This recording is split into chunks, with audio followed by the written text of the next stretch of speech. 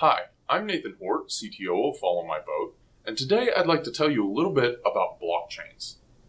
A blockchain is a kind of database, but what's unique about a blockchain database is that whereas a normal database has to be tracked by a single computer, and that computer is trusted to manage the database, in a blockchain database, we have a decentralized system where there are many computers which are managing the database so that no single computer has to be trusted.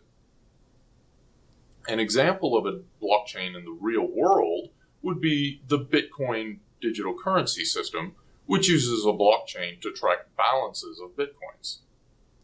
Now, blockchain systems are typically comprised of two major components. The first component is the peer-to-peer network. This is the mechanism by which the many computers which manage the database communicate new changes to that database, which are called transactions. The second major component of a blockchain system is the database itself.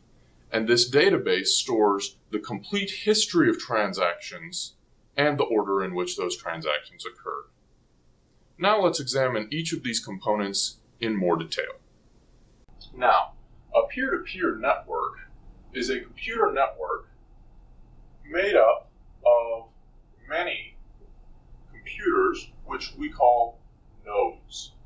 And these computers simply connect to each other more or less at random.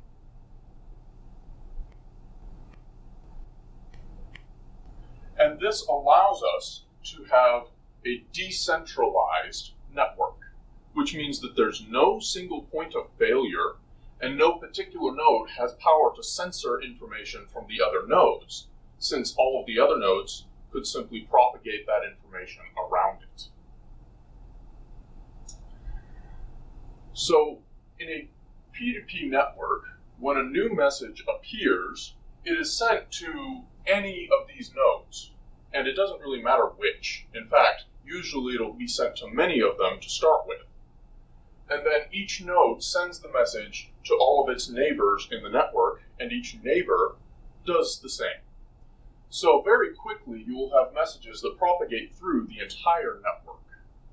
And this is how messages get shared on a P2P network. Now, an interesting property of this is that because the message appears somewhere, and it actually will typically appear in several places at once to begin with, it's pretty difficult to tell exactly where the message came from after it has appeared on the network, which means that, again, we see censorship resistance. We can't censor messages based on who sent them. So that's the P2P network.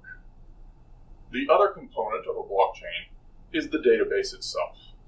Now, a blockchain database is constructed as a history of transactions, which are modifications to the database. So what's at the beginning of history? Well, we have what is called the genesis block, which is basically an empty state which everyone can agree on because it's so simple. Now, at the beginning we have the genesis state, and everyone agrees on it. Then, people begin submitting transactions to allow modifications to that state. So, somebody creates a transaction and broadcasts it through the network. Again, due to the P2P technology, it's very difficult to tell who sent it, and it's difficult to censor it. So that message, that transaction, propagates through the network and gets added to a pool of pending transactions. As transactions accumulate in this pool,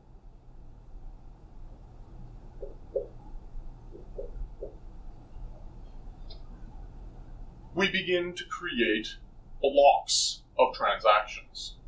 Now, when a new block is added to the network, it groups transactions together, it establishes a consensus of the order in which the transactions occurred, and then a cryptographic signature is added to the end of the block. Now, a cryptographic signature has several properties which are critical to the security of this database. First of all, the signature establishes a link to the previous block. Now, in the first block, this is a link to the genesis state.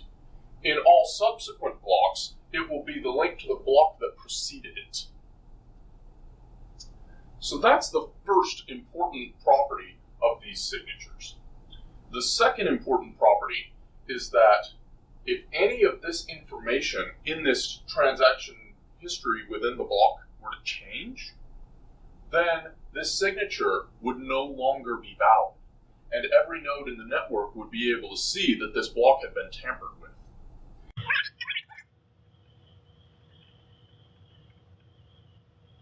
As more blocks accumulate in the network, if anyone goes back in history and changes any of the old transactions or the genesis state itself, then the signature on all blocks following the change will also be invalid. This means that a blockchain establishes an unchangeable permanent record of changes to the database. When a new node appears in the P2P network and connects to some of the other nodes, the other nodes which have been in the network before fill that new node in on the history of the database. So they send it all of the blocks since Genesis so that that new node can replay the history of transactions and come to the same conclusion as to the current state of the database as all other nodes in the network. So that's how blockchain technology works. Thank you for listening.